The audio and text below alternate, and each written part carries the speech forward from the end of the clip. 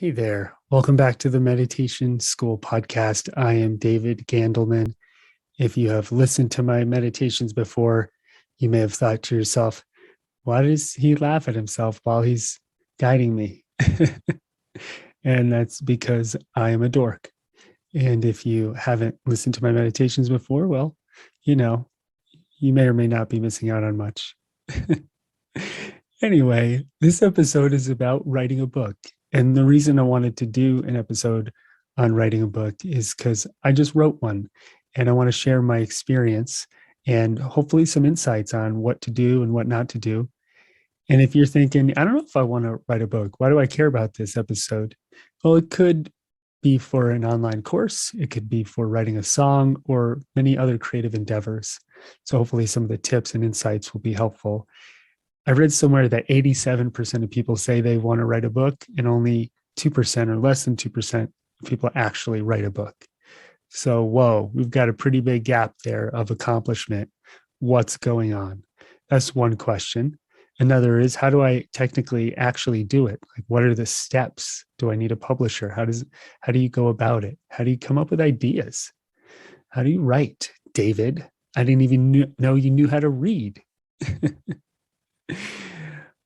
I learned how to read very late in life. So I wrote a book called The Seven Energies of the Soul, and it didn't start out as that title or that topic. I started out just writing stories about my life experiences, about working with clients and their struggles. And I didn't know what direction the book was going to take.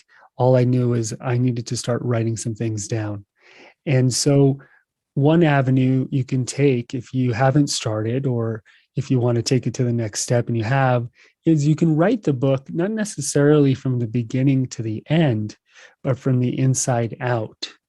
And what I mean by that is maybe you start with notes and themes rather than writing chapter 1 through 10 or 20. So I have a notebook on my phone and on Google Drive of stories, and they're all one-liners. So what I do is I just write a one-liner. The time Susie stepped on my foot. Damn you, Susie. The time, I got filled with anger and then realized the person didn't actually do anything wrong, and it taught me a lesson. The time I went skydiving and overcame a fear, whatever it is. So I write these. I never went skydiving. I'm totally afraid of skydiving. So I write these one-liners, and I have a notebook of probably, I don't know how many, maybe up to 1,000. And then I break them up into themes like healing, teaching topics, relationships, creativity, spirituality. And then I start mining them when I go to write. Let me find some stories. And then I extrapolate the stories and the themes from the stories. And that's how I got my book. So after looking at hundreds and hundreds of stories, after working with thousands of students, I realized there were the same themes coming up over and over around relationships, career, healing, spirituality, creativity. And so the theme kind of formed over time as I was writing. It wasn't something that came out right away. But the mistake that I made was I tried to write the whole book on my own. And looking back, what I should have done earlier was hire a developmental editor. And once I did, and Melissa, she was super helpful with showing me direction and giving everything structure, I realized that I had wasted some time. Lesson learned. And if you feel like you need help, hiring a developmental editor is a pretty good idea. There is a website called Reedsy where you can hire all kinds of editors. Is it REED? Yeah, REEDSY.com. And I'll drop the link in the show notes. And you can find editors of all kinds there to help you out for whatever part of the process you're in. And that was so helpful. I went the traditional publishing route, but self-publishing is really great too. You have full control and you get 100% of the money, versus giving the vast majority to a publisher. The downside is you have to market it yourself, which is not very easy if you don't have a large audience. And so both have pros and cons. And if you want to dive deep into that, part of it. There's a great podcast called the Self-Publishing School podcast, and I really like it. I've listened to most of the episodes. When I started writing my book, I was on the island of Vancouver Island in Victoria in Canada. My friend Lisa let me borrow her house. Thank you, Lisa. Lisa Polinsky, great naturopathic doctor. And I was just walking up and down the water in the evenings, listening to the podcast and some others on writing and just absorbing some knowledge. And that's how I got going. And so going out and finding great information like that can be really helpful, like getting those engines running by listening to other people who've done the work. And you also want to figure out what you want to share with the world. What's the theme? What's the problem you're solving? How do you want to help everybody? Are you here to entertain, educate, or enlighten, or all three? Right? There's nothing wrong with just entertaining people with story, with novel, with sci-fi, whatever it is. But maybe you want to educate and or enlighten. So find out what avenue you want to take, and then get the right people to help you. Another great resource, actually, my publisher for this book, Seven Energies of the Soul, Hierophant Publishing. I'll drop their link in as well. Unless you're listening to this on Insight Timer, then I don't think I could drop links in. They're actually, Randy, the owner of that publishing company, good friend of mine, great guy. He is teaching a 4-part series, I believe, on how to write and publish a book. And I'll drop that link in as well. I think, when does it start? Let me see. February 2nd.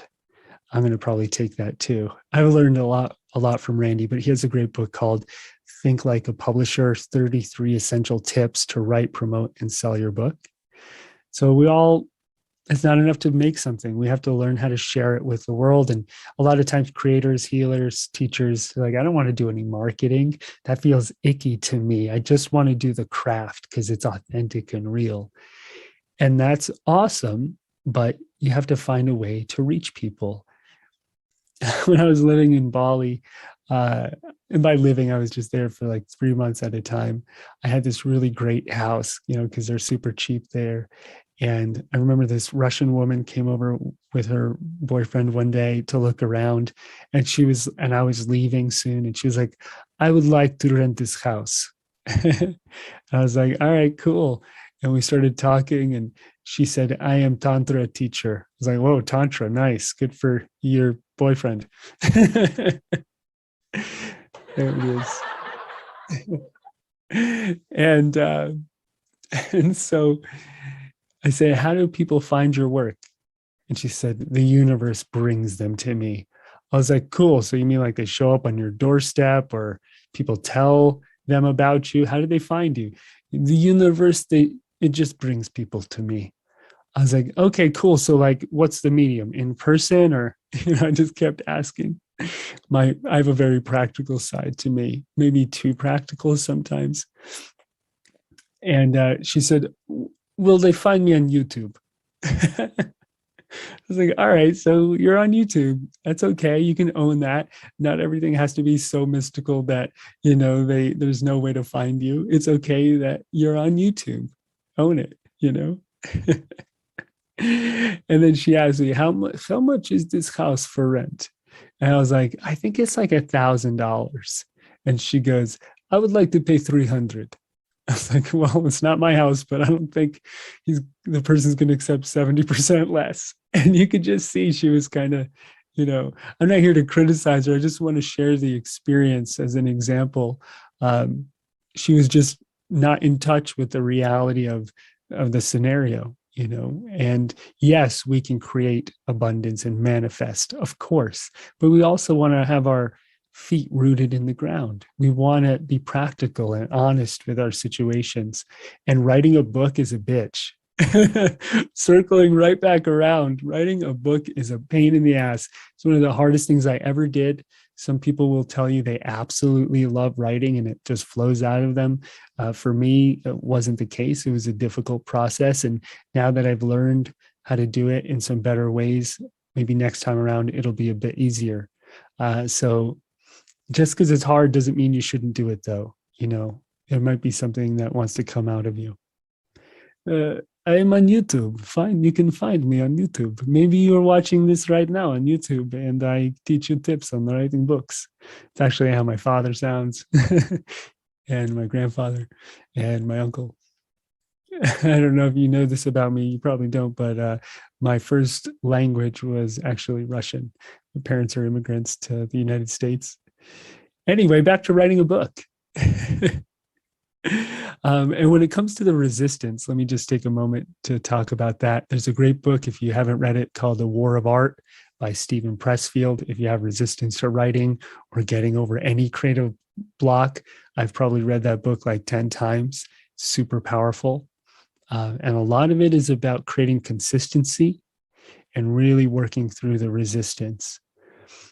I heard John Mayer say that there's no such thing as having a, John Mayer's a musician. He said, there's no such thing as writing block. Writing block is just when the reader doesn't like the writer. Or when it comes to music, the listener doesn't like the singer. It's not that you have writing block. It's just that you don't like what you're writing. There's just a critic there, right? So you just write anyway. Sometimes it might take 20 minutes or 2 weeks to flush out a bunch of crap that's been stuck in the pipes until something comes out. And maybe you're the kind of writer or whatever kind of content creator you are, where like 1 out of every 10 things is good. You know, a lot of comedians, I've taken a bunch of stand-up comedy classes. I'm sure you can tell that I haven't made progress. A lot of stand-up comics, 1 out of every 10 jokes they write end up being an A-level joke, and the rest are B, C, D level jokes. And what a lot of comics do is they write a whole bunch of jokes and they pull out the B and C level jokes, right? Or they take the A+ jokes and they make them at the beginning and at the end of their sets. So not everything is going to come out gold. A lot of turds might pop out. Sorry about that. You're like, hey, I'm driving. Can you not say that? So maybe 1 out of every 5 or 10 things that you write or do, it reaches the quality you're looking for. But over time, you refine the process and you learn how to make it better. And then it's 1 out of every 5, 1 out of every 3. And I've heard really great comedians say that even on their worst night, you wouldn't notice because it's better than most people's best nights because they've become a professional. They've gone from amateur to professional. And even on a bad night, they're crushing it. And maybe nobody notices but them. So that takes mastery. Everything in life takes mastery, including writing. So instead of beating yourself up, sit down and just start doing the work. And maybe over time, you just get better and better and better, but get the help that you need. Check out Randy's course if you want, and his book, Think Like a Publisher. I think they could be super helpful for any aspiring writers. And get out there and create, my friend. So I just wanted to share a little bit about my process. And obviously, last thing is obviously I got a publishing contract because I have somewhat of an audience. And there's pretty much only 2 ways to get one of those: either have an audience or write the best book of all time, where anyone who reads it is just like, holy crap, this needs to get out in the world. And again, you don't need a publisher. You just write anyway, self-publish. It doesn't matter. Get your work out there if you feel it, if you feel like it's true for you. So I am your cheerleader today, your writing cheerleader. Get on there, get on Substack, wherever you write. Oh, one last shout out. My buddy Scott Stabile, amazing author of Big Love. He has a great Substack. Oh, and you know who else does? I'm just going to keep hitting you with stuff. Sarah Blondin on Insight Timer. She's an amazing human being. She has a great Substack as well. So get out there, read some stuff, write, and rock and roll. And if you need a book to help you, Randy's Think Like a Publisher, and also Natalie Goldberg's Writing Down Bones. Now I'm just being a fire hose and it's too much. I apologize and I love you. And I will see you next time. And if you want to check out my book, pre-order it. It's the 7 Energies of the Soul. on Amazon by David, I'll tell you my middle name, Lawrence Gandelman. See you soon. Love you.